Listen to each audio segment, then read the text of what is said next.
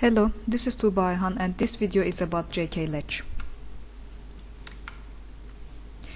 Here you see a JK latch with a clock input.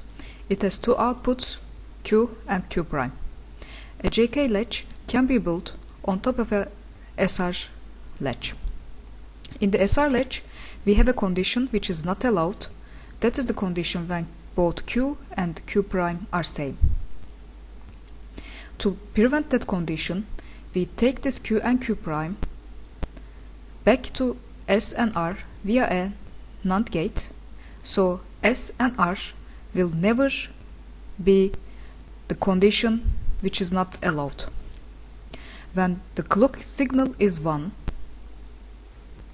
output of this NAND gate depends on the value of J and Q prime, so the current state.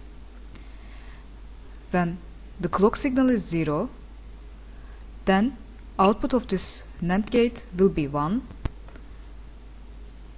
and output of the second NAND gate will be 1. For this NAND SR, 1-1 condition means hold your state, and 0-0 condition is not allowed. To have a 0 at this point, we have to set all these inputs to 1. However, it is not possible to have Q prime and Q1 at the same time. So S and R cannot be 0 at the same time with this structure. Here you see the operation of a JK latch. When J and K are both 0, then output of these NAND gates will be 1. So this NAND gate here will be in hold operation. When J and K, J is 0 and K is 1, then S signal, so output of this NAND will be 1, and reset signal value here will depend on this Q output. So it will be Q prime. So this NAND gate will work as a NOT gate when both clock input and K input are 1, so R will be Q prime. So in this situation, if we calculate Q and Q prime, we see that Q is always 0 and Q prime is 1, which means this is working in reset condition.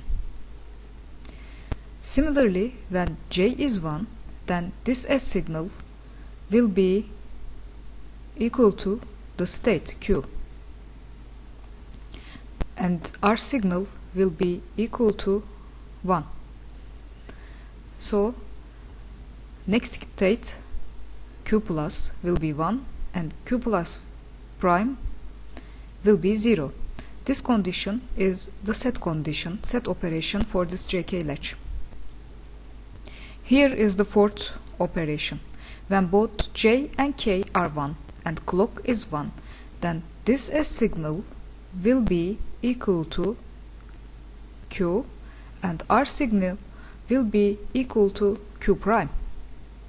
If we write this situation, we see that when Q is 0, then set will be 0 and R will be 1, which means setting this output. So when input is 0, when state is 0, next state will be 1. If state is 1, S will be 1 and R will be 0, so the state will go to 0. This means if the state is 0, when J and K are 1, next state will be 1. If state is 1, next state will be 0. In other words, the state will toggle itself. Here is another implementation of a JK latch. You can see that it is based on a NOR type latch complemented with 3 input AND gates. The problem with JK is that toggle operation. Although toggling can be a very useful attribute for minimizing the combinational part of a circuit, if the clock pulse width is larger than the input to output propagation delay of the JK latch, we can see an oscillation. For example, if we have a certain delay, so the delay of these two gates plus this gate to come back to that Q point again, that delay is smaller than the clock period, then this circuitry, the output, will toggle itself once again before clock goes low. So there is a clock constraint if we want to toggle only once.